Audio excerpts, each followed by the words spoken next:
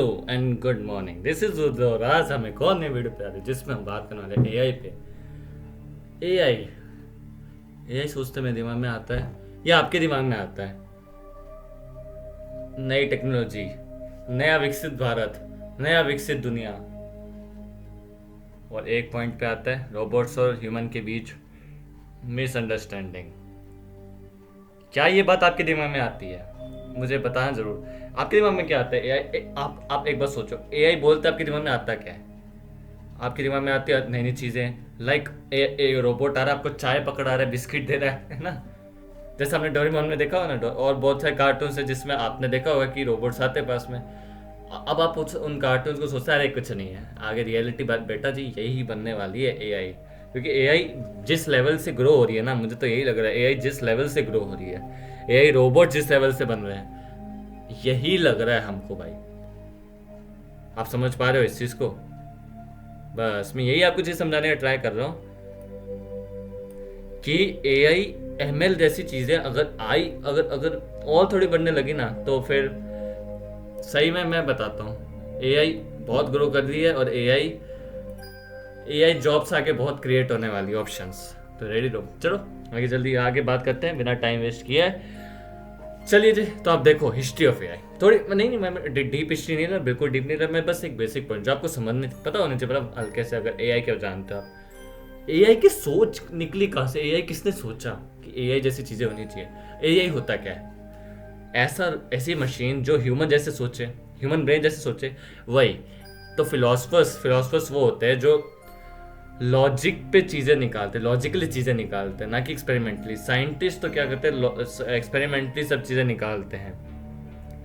समझ पा रहे हो? साइंटिस्ट तो लॉजिकली नहीं, वो एक्सपेरिमेंटली। बट फिलोसफर्स वो होते हैं जो लॉजिकली चीजें बताते हैं। तो ऐसे टाइम में फिलोसफर ने सोचा यार कि यार एक ऐसी भी चीज होनी चाहिए, जो ऐसी मशीन्स होनी चाहिए जो ह्यूमन ब्रेन की तरह सोचे, वैसे इलेक्ट्रिक ब्रेन जिसे हम कहते हैं।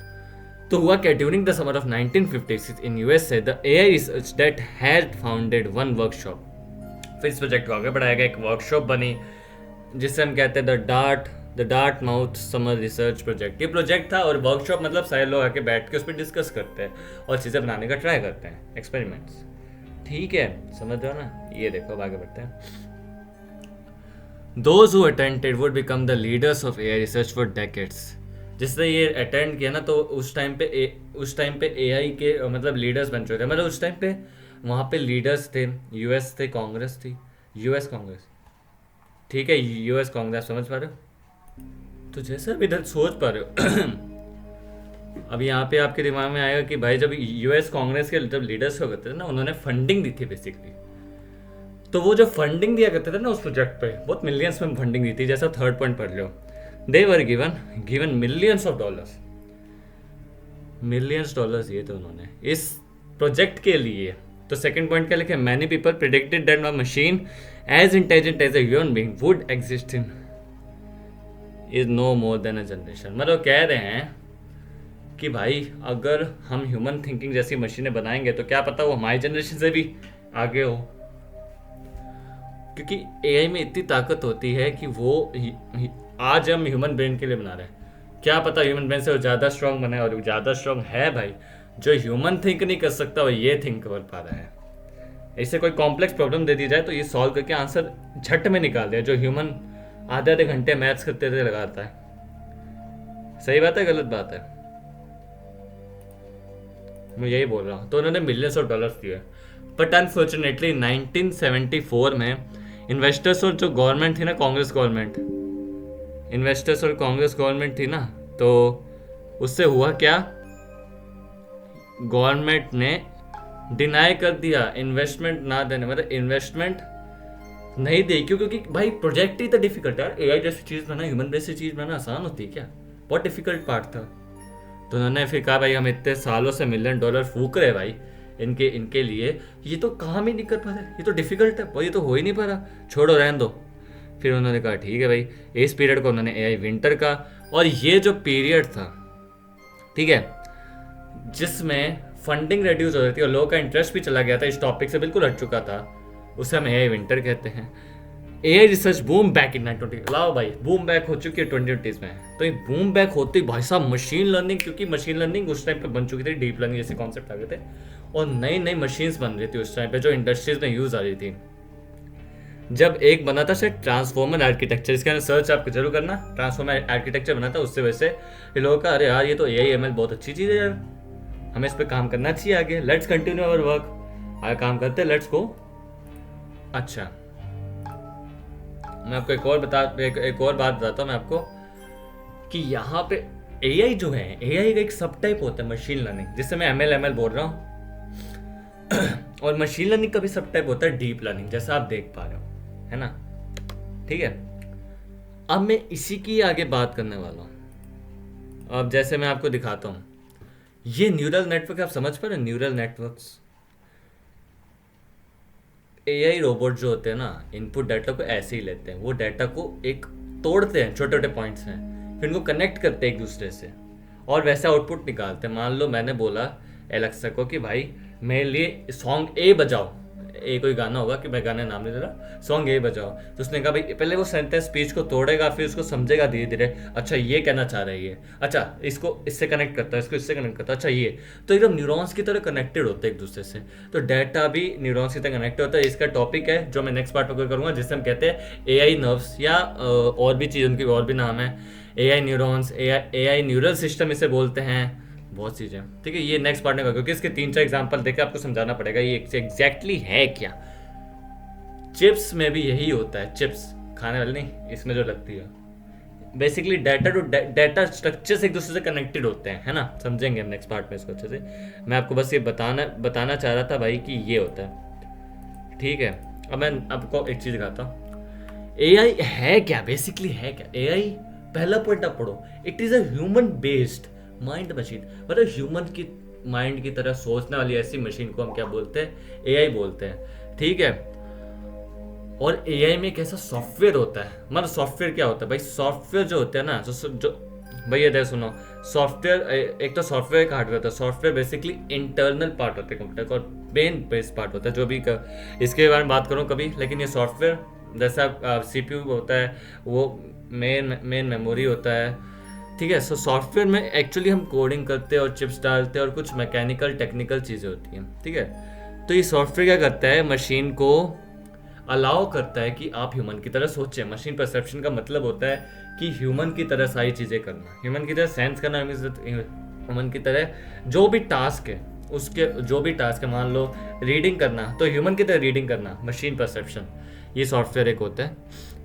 अच्छा, थर्ड पॉइंट एग्जाम्पल से Google search, YouTube recommendation search. अच्छा, गूगल सर्च क्यों, ये गूगल से जब सर्च करते हो तब एकदम से आप पे जो टॉप आते हैं, जो लोग ज़्यादातर देखते हैं, तो उसने क्या किया होगा, वो गया होगा भाई हाउ से ये टॉप में क्या क्या लोग, मैंने लिखा how we can make tea, मैंने एग्जाम्पल के तौर पर लिखा, तो फिर देखा लो उसने कि यार ये कितने हाउ वी कैन मेक में रुक गया वो, हाउ वी कैन मेक, उसने देखा पीछे जाके भाई कितने लोगों ने, एआई ने देखा होगा पीछे जाके कि कितने लोगों ने हाउ वी कैन मेक से ज़्यादातर लोगों ने क्या सर्च किया है, तो वो लिख देगा सारे आपके।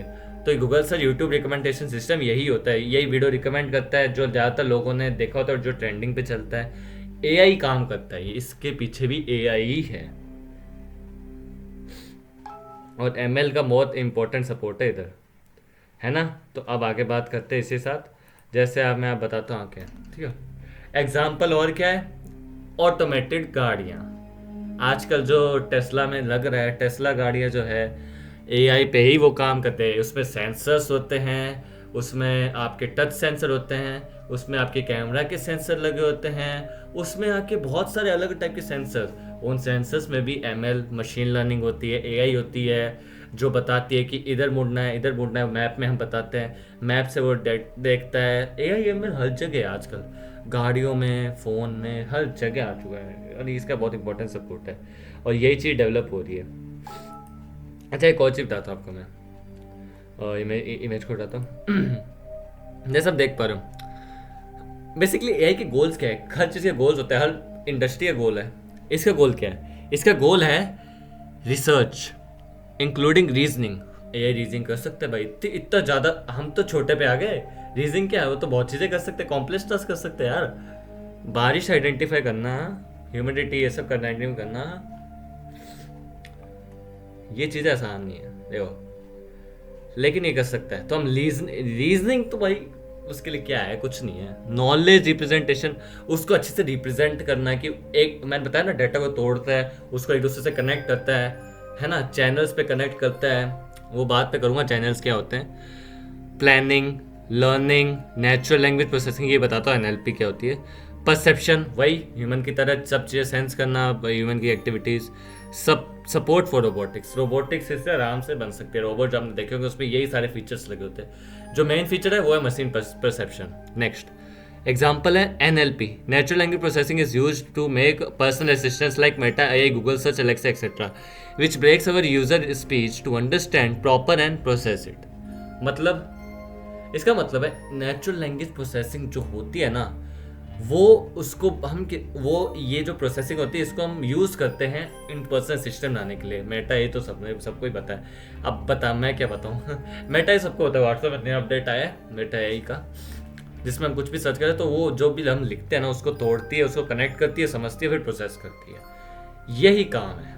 आपने लिखा that right a short note on Varanasi, मैंने लिख दिया, तो वो पहले वर्ड को तोड़ेगा, उसको समझेगा राइट शॉर्ट नोट, फिर वो देखेगा कि गूगल में कहाँ से जो अच्छे से दे पा रहे हैं इनका शॉर्ट नोट, तो फिर वो उधर से जाके ये बता देगा। तो ये ऐसे काम करता है एनएलपी, ठीक है।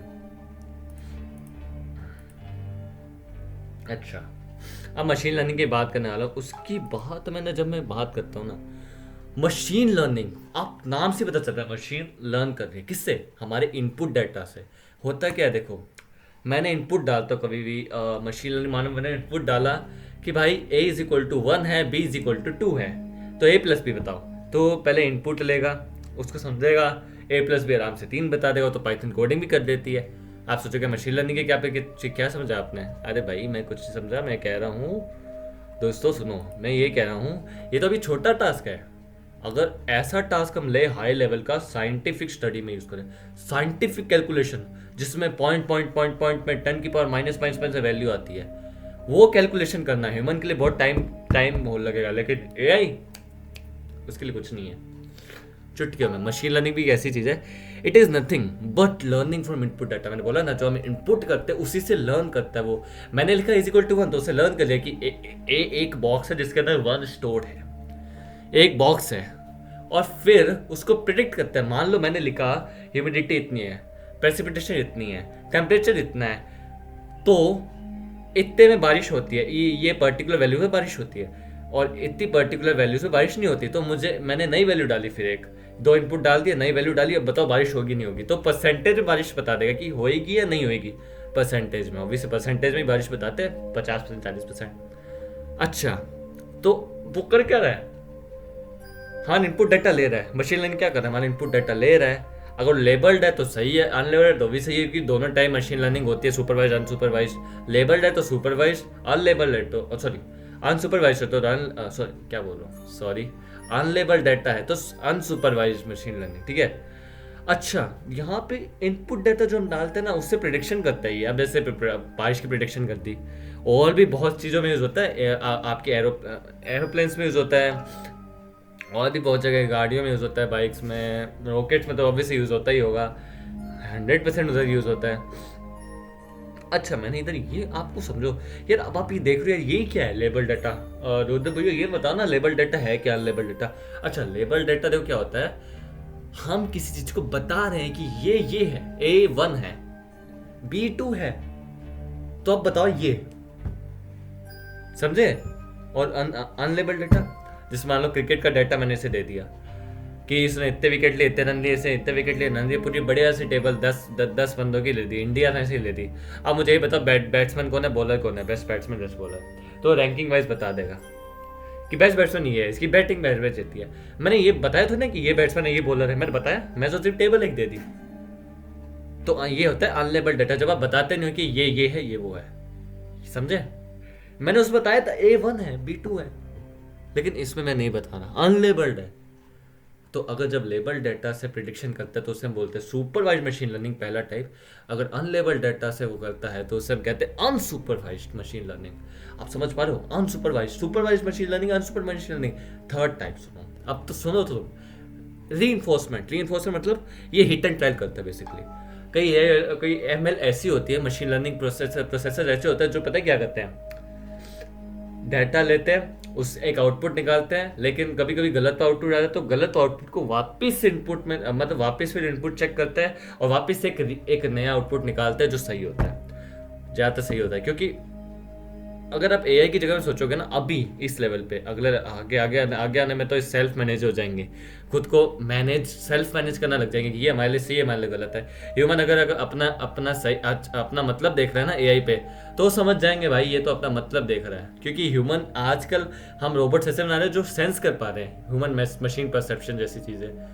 तो ये चीज़ खतरनाक हो सकती है फ्यूचर में आके। अभी आप चीज़ हल्के में ले रहे हो भैया जी, आप कह रहे हो कि भैया रुद्र भैया कुछ नहीं है। भैया वो तो पता चल जाएगा आने पे, जब वो कहेगा कि, जब वो रोबोट आके कहेगा कि भाई जरा आओ और मेरे को बात बताओ, तुम्हें मेरे से काम करा ही क्यों रहे हो। भाई जब उसमें मशीन परसेप्शन जैसी चीजें आ रही है, सेंसिंग जैसी चीजें आ रही है, तो वो ये क्यों नहीं कह सकता। मशीन लर्निंग एक हद तक रोबोटिक्स है, एक हद तक रहो। अगर हमने कुछ ज्यादा ही इन पे, मतलब जैसे मैंने बताया था गॉड ऑफ एआई के बताया था भाई साहब, गॉड ऑफ एआई, तो उसने भी कहा था अगर हम ज़्यादा इसमें जाएंगे तो ऑब्वियसली ये हमारे लिए मतलब हानिकारक हो जाए। कि भाई क्यों, क्योंकि वो हम पे कंट्रोल करने लग जाएंगे, हम उन पे नहीं, वो हम पे करने हैं। अभी तो कंडीशन कुछ हद तक ठीक है क्योंकि सुपर एआई पे अभी स्टडी हो रही है, अभी काम नहीं हो रहा है, इसका मतलब सही है। जनरल एआई पे चलो करो, कोई दिक्कत नहीं। सुपर एआई जब काम करना चालू करती है ना, तो सुपर एआई का कंट्रोल बहुत ज़्यादा होता है। ठीक है, देखा जाएगा। लेकिन एमएल एआई बहुत अच्छी जगह भी है, कार में, बाइक में, सेंसिंग में, उधर तक सही है। गूगल असिस्टेंट्स आपको रिकमेंड करता है ये वीडियो वो वीडियो, है ना। तो ये सारे एआई एमएल के एग्जांपल। इन तीनों पार्ट्स को मैं अगले वीडियो में, इन तीनों टाइप्स को मैं अगले पार्ट में डिस्कवर करूँगा, पार्ट 2। तो thanks for watching this video. AI एक बहुत ऐसी चीज़ है, एआई एमएल एक ऐसी चीज़ है जिसको अगर आप हद बार रिसर्च करोगे, मैं चाहता हूँ कि मैं एआई रिसर्चर बनूँ, एआई पे काम करूँ, क्वांटम कंप्यूटिंग पे काम करूँ। लेकिन मैं ये नहीं चाहता कि यार इससे उनका कंट्रोल हम पे आए, मैं ये नहीं चाहता। चलो, वेल एंड गुड, थैंक्स, जय सिया राम।